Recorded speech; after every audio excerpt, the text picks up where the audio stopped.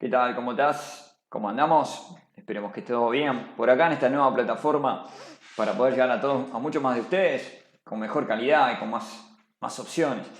Y vamos a empezar nuestra sesión con algunas cosas claras. Acá donde vamos a ver conceptos que realmente hacen y tienen importancia dentro de nuestra práctica diaria y en particular en las cuestiones de data center. Generalmente cuando hablamos mucho de virtualización, lo primero que te dicen es, sí, no, yo virtualizo porque la razón de virtualizar, la principal, es consolidar, eso es decir, montar un montón de máquinas virtuales en un hardware lo más chiquito posible, es decir, optimizar la cantidad de servidores que voy a utilizar para correr mi carga de trabajo, pero tratando de lograr entonces lo que se llama un ahorro de costos. Sin embargo, esto se puede dar en algunos casos, en otros casos más, menos, una tasa de consolidación más o menos, pero hay una real cuestión que hemos dejado de lado muchas veces en la práctica y que realmente es la razón válida, la única, casi te diría, además de la de consolidación, para virtualizar, que es lo que nosotros vamos a llamar la independencia de hardware, ¿ok? Nada más y nada menos. Entonces vamos a charlar sobre eso, porque esto es una cuestión sumamente importante. Entonces, ¿qué tiene que ver o por qué es tan importante? Cuando trabajamos en data center o en cualquier infraestructura que vayamos a virtualizar, sea desktop, etcétera, etcétera, etcétera. Existe una dependencia de todo el tiempo de que empezamos en más de 3 décadas respecto del hardware. Es decir, nosotros tenemos que gestionarlo de alguna manera en las aplicaciones del día a día. Y para poder gestionar esos recursos, CPU, RAM, disco y red que aportamos en el de hardware, necesitamos alguna pieza de código que nosotros vulgarmente llamamos el sistema operativo, ¿no es cierto? Nuestro Linux, nuestro Windows, lo que fuere. En el caso de un smartphone, un iOS, un Android, etcétera, etcétera. Pero la cosa es siempre lo mismo. Hay una pieza de código que va a gestionar esos recursos para que nuestras aplicaciones de alguna manera puedan utilizar esos recursos. Pero para que el sistema operativo pueda trabajar sobre un determinado tipo de hardware, puntualmente de algún fabricante, etcétera, etcétera, necesita acceder a esos recursos a través de piezas de código específica del fabricante que son los vulgarmente se llaman drivers, ¿no es cierto? Nos volvemos locos para instalación, etcétera, etcétera. Evidentemente, entonces, aunque el sistema operativo es de propósitos generales para poder trabajar sobre un hardware determinado, necesita drivers específicos, lo cual de esa manera hace que el sistema operativo sea dependiente del hardware donde vos lo instalaste. Si no, tienes los drivers, no podés trabajar con los recursos. Y recordá entonces que al existir esta dependencia, cuando tú o vos instalás aplicaciones sobre ese sistema operativo, me acuerdo, lo que estás haciendo es justamente colocar una serie de aplicaciones en el file system que maneja el sistema operativo, vincular servicios DLL sobre sus configuraciones en ese sistema operativo, que es dependiente de hardware. Por ende, tus aplicaciones dependen del sistema operativo, el sistema operativo depende del hardware determinado, por ende, el carácter transitivo, lamentablemente, tus aplicaciones se hacen dependientes de ese hardware. Mucha gente me dice, pero ¿por qué hay tanta insistencia en esto, Gabito? Y bueno, es algo simple. Si tus necesidades crecen a nivel de hardware, las aplicaciones tienen más usuarios, la carga de trabajo aumenta, etcétera, etcétera, evidentemente hay un problemita. ¿Cuál es el problemita? El problemita es que tenés que cambiar de hardware, tenés que reinstalar, un dolor de panza. Un gran problema. ¿Qué pasa si se deteriora el hardware? ¿Okay? Se deteriora, un día sale de servicio y evidentemente, pum, te quedaste sin nada y evidentemente no podés migrar fácilmente, ¿okay? No podés hacer, salvo que algún trámite, alguna maniobra fácil para poder resolver este problema.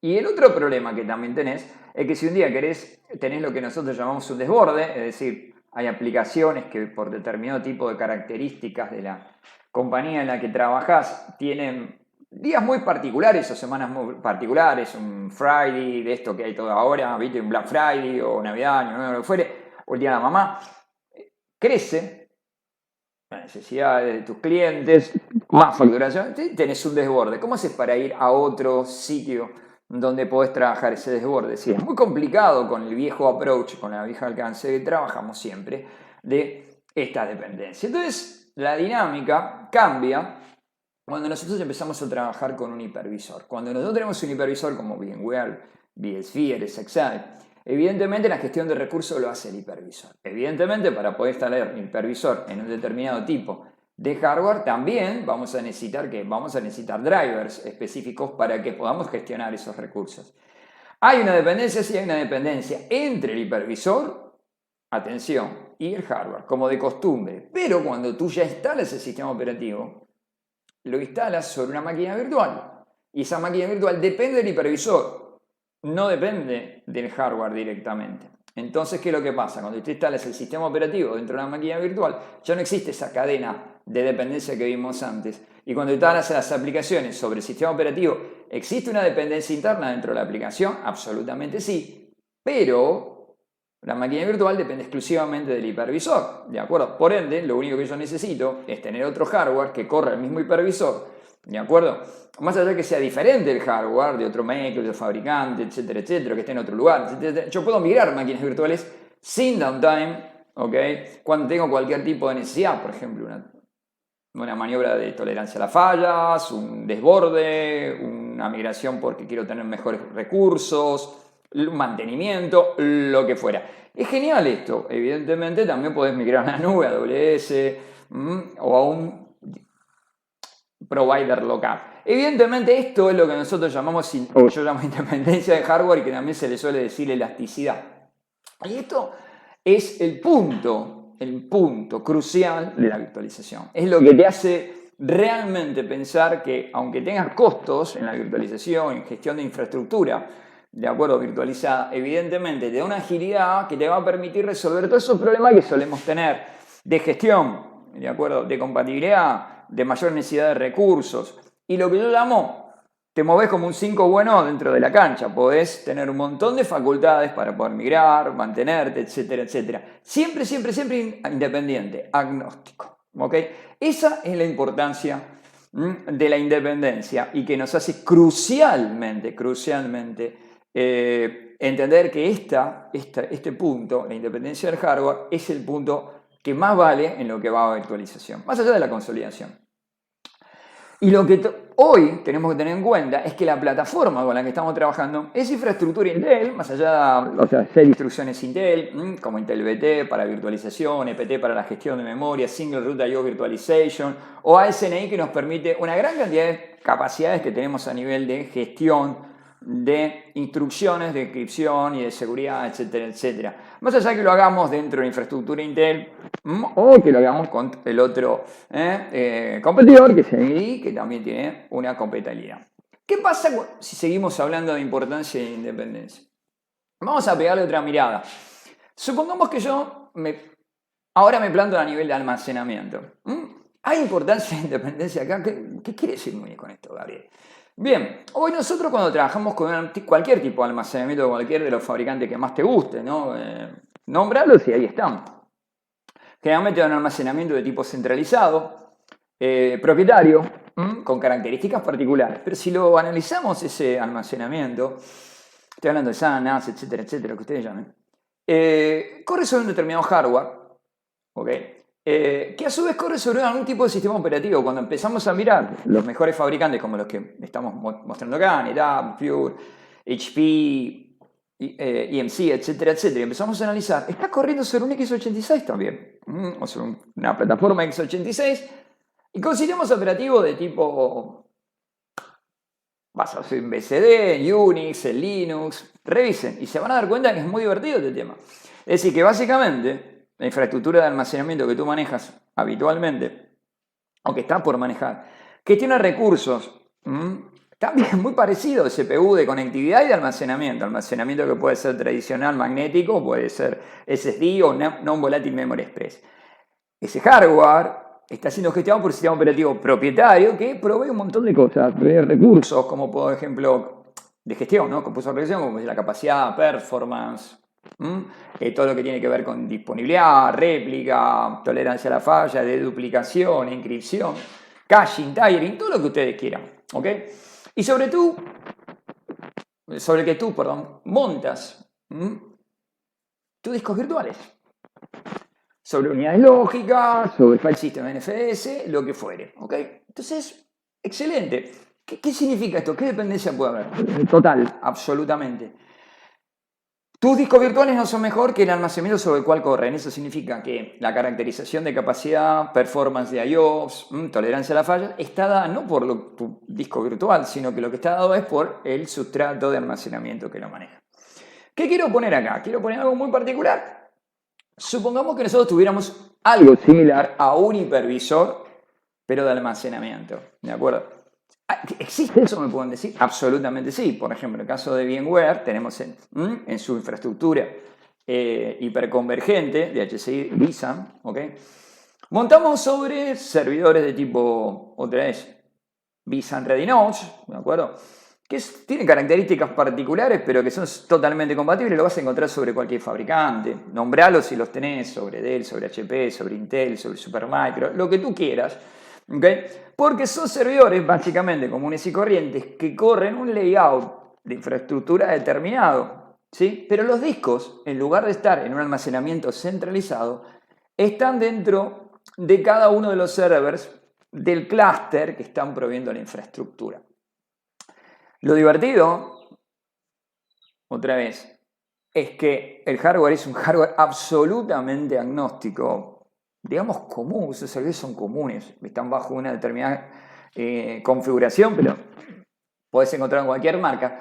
Y la diferencial de las características que siempre hablamos recién, ¿no? Capacidad, performance, deduplicación, disponibilidad, réplica, compresión, encripción, todo eso que hablábamos antes que nos proveía un almacenamiento propietario a través de su sistema operativo, hoy todas esas características para nuestros discos virtuales van a ser provistas por la infraestructura física totalmente agnóstica y un hipervisor de almacenamiento que se llama vSAN, que corre dentro del hipervisor vSphere. Básicamente vos no lo tenés que instalar vSAN, eso es lo más divertido.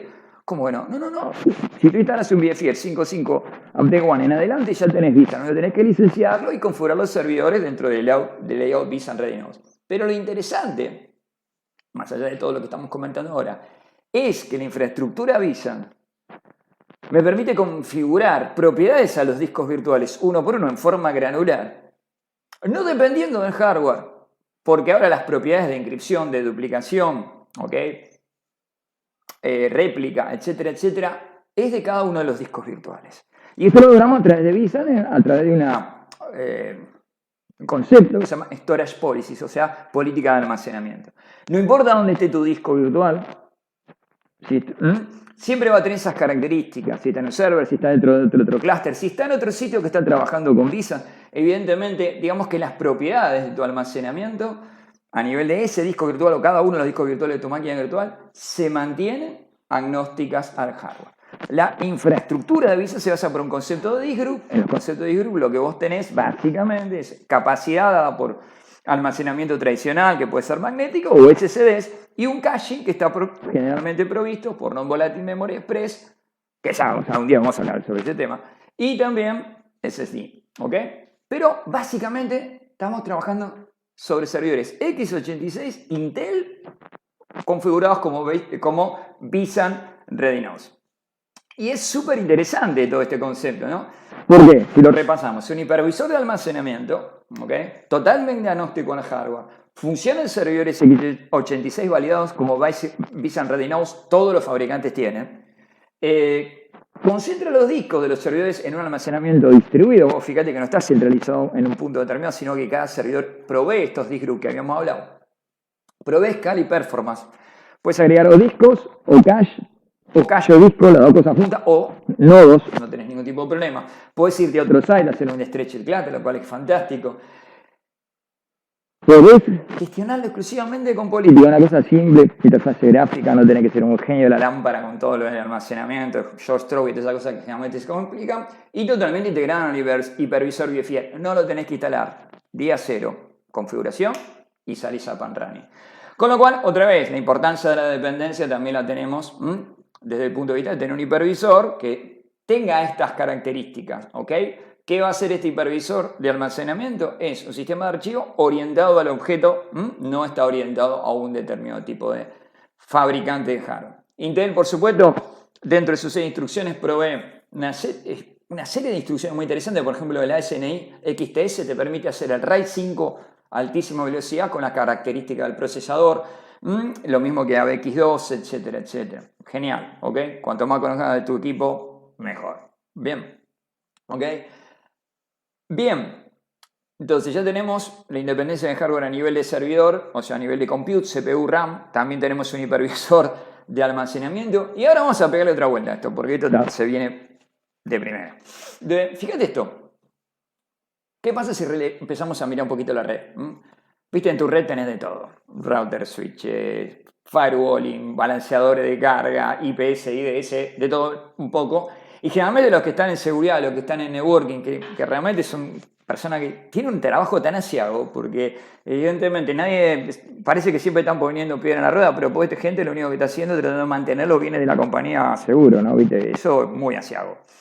Y tienen un montón de tipos de fabricantes que le pueden dar diferentes tipos de alternativas de seguridad, Palo Alto, Checkpoint, Forti, WAF, por ejemplo, de F5, balanceadores de carga, por ejemplo, AVI Networks, ADI, lo que fuere, Cisco con toda la parte de networking, que, bueno, lo que vos quieras. Y evidentemente, cuando uno lo analiza, también tenés algo muy particular.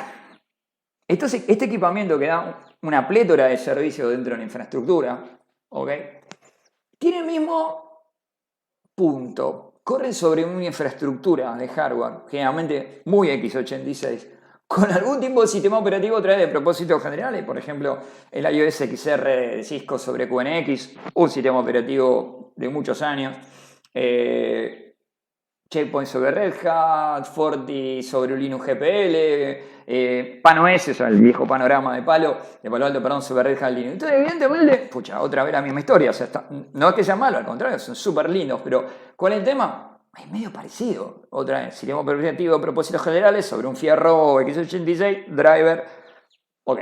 Entonces, otra vez lo mismo, fíjate, hardware x86, driver propietario para ese sistema operativo propietario del fabricante de hardware y arriba algún tipo de ¿qué? De inteligencia que pueden ser switches, routing, firewalling, balanceo de carga, lo que vos quieras, VPN, iOS, IDS, IPS, endpoint control, lo que tú quieras.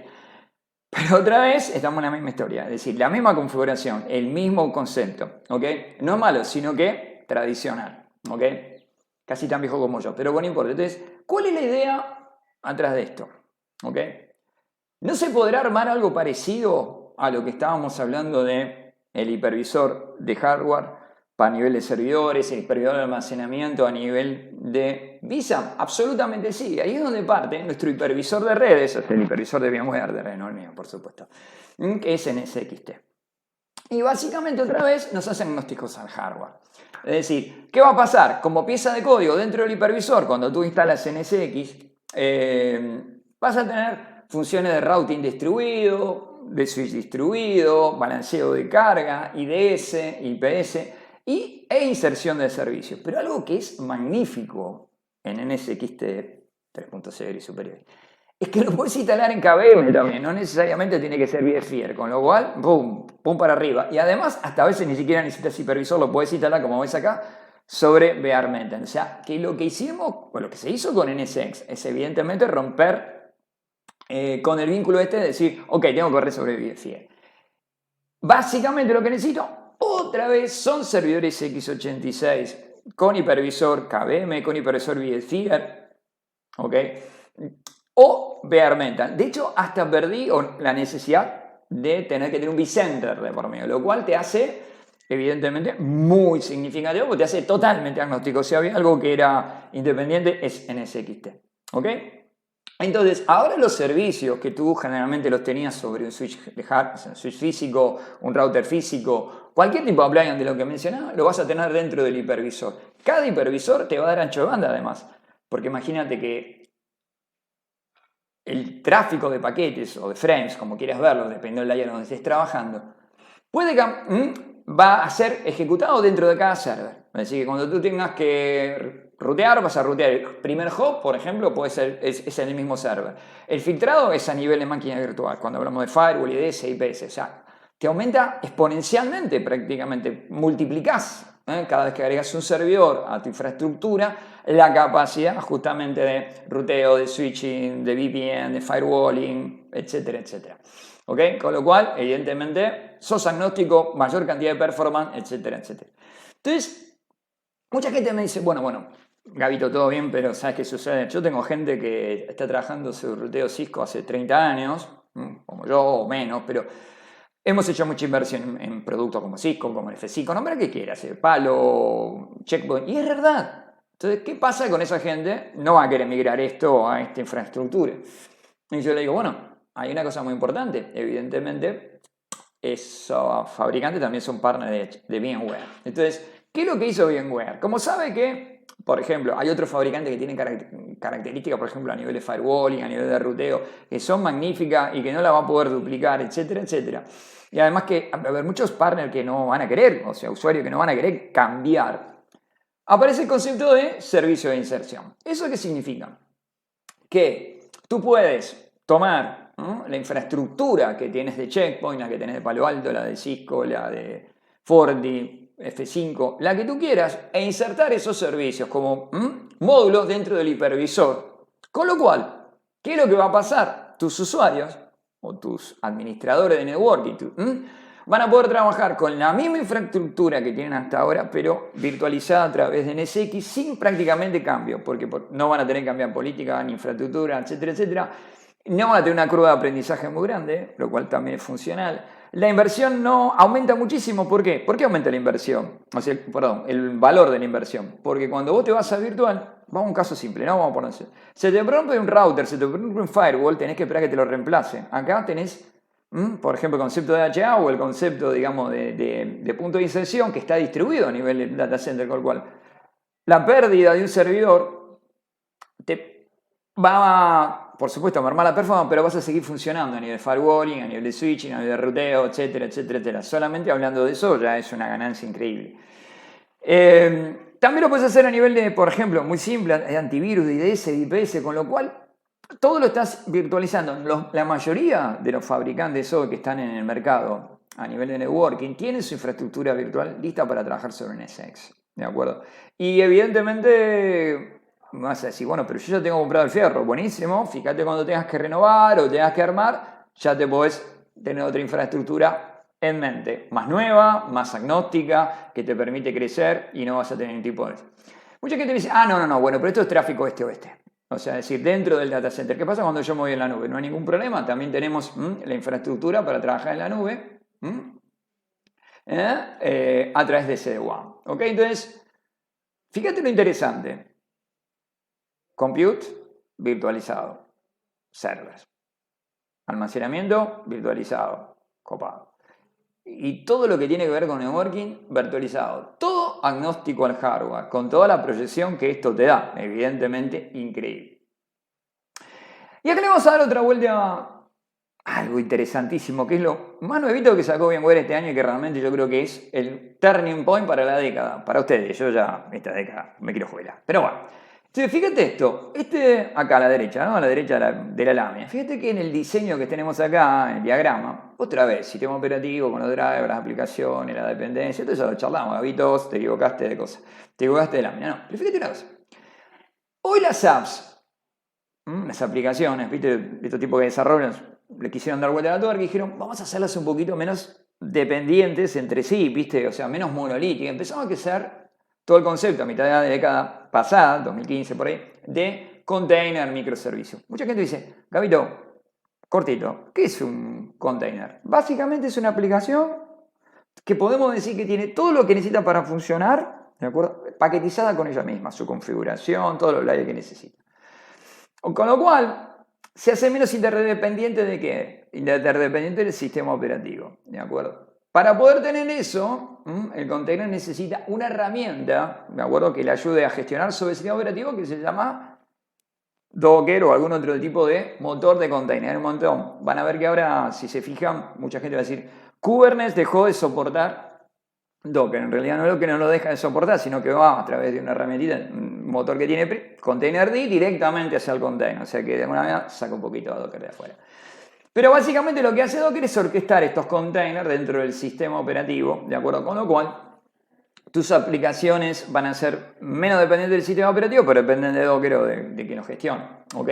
Pero las hace mucho más ágil, arranca más rápido, bla, bla, toda la historia. Entonces, otra vez el sándwich crece, o sea, es como cada vez hay más, ¿no? O sea, el sándwich de jamón, quesito, cebolla, etcétera, etcétera, etcétera, y la aplicación arriba de todo, o sea, evidentemente cada vez está un poquito más lejos del hardware, ¿ok? Entonces, la dependencia que existe ahora, fíjate interesante, no es directamente del sistema operativo, sino que tus containers dependen del motor de container que tenés. Más allá de que ese container y ese motor de container está instalado dentro del sistema operativo que a su vez es dependiente del hardware donde lo instalaste. Entonces, he tenido muchas conversaciones, discusiones, apologías, exégesis y todo lo que controversias. No. A los containers no hay que virtualizarlo por esto, por aquello, por lo otro. Vamos de nuevo, ¿ok? Vamos a empezar de nuevo. Si yo pongo un hipervisor al sistema operativo, lo hago que independiente del hardware, ¿correcto? Y si el container lo meto dentro de una máquina virtual, evidentemente toda la infraestructura del container va a ser independiente del hardware. ¿Entendiste? Es decir, no nos compliquemos. Cuando hablamos de container, la idea de que el container que corre dentro del sistema operativo tiene que tener las mismas características de independencia que siempre. Porque si no, tenés el mismo problema que antes. Entonces, cuando viene esta discusión de que si el container lo pones dentro de la máquina virtual o no, la verdad que, claro, si yo soy un developer, ¿no es cierto?, que lo que quiere es que ande más rápido el código, yo siempre digo, ¿por qué no programan mejor? Pero no importa. Ese concepto. Pero bueno, evidentemente te va a decir, bueno, pero ves, ahora tengo el hardware, los drivers, el firmware, o sea, el hipervisor, la máquina virtual, el sistema operativo, el motor de container y recién mi app, un coso. Estamos muy lejos, ¿de acuerdo?, de la infraestructura, ¿ok? Ven, acá lo hagamos en el diagrama. Entonces, ¿qué pasa? Cada vez tu container se separa más, por decirlo, del recurso. Cuanto más separadito el recurso, que pasas por margin layer de sistema, con lo cual, evidentemente, la performance decrece. Entonces, ¿qué hizo VMware al respecto de todo? Bueno, hizo algo muy particular, ¿no? Siempre como de costumbre, agarró y dijo, corra un poquito el sistema operativo y mi hipervisor ahora va a tener una herramientita, un modulito, ¿no?, que va a gestionar directamente a los containers, por ahora Container Linux, ¿de acuerdo? De manera que VMware con Integrated Container básicamente tiene toda una infraestructura que, veámoslo así, simple, ya vamos a hacer toda una explicación muy interesante sobre esto. VMware ahora prácticamente elimina esa gestión que daba el sistema operativo y gestiona nuestro VMware Containers casi directamente. Con lo cual, esta propuesta es de locos. Fíjate dónde está la dependencia. La dependencia está entre el container y el hipervisor. Y el sistema operativo le dimos el olivo. Casi. Y otra vez, ¿sobre qué tipo de hardware? Tradicional. x86 con toda la característica. Entonces, fíjate, para resumir, independencia de hardware a nivel de servidores, virtualización tradicional. Después tenemos la virtualización de almacenamiento, independencia del hardware a nivel de almacenamiento. Después tenemos virtualización a nivel de networking, nos hacemos agnósticos a nivel de hardware, seguimos corriendo con los mejores partners. Y ahora estamos casi independizando del sistema operativo. Es increíble, la verdad que en la década se viene con todo. Esto no puede pasar desapercibido. Para vos, que sos una persona que tiene que tener todas las herramientas para hacer crecer tu carrera profesional. Ok, así que, en resumen, independiente, agnóstico, ágil como un 5 en la media de la cancha. Dale, nos estamos viendo en la próxima. Apaga la tele. Chao, nos vemos. Y rock and roll.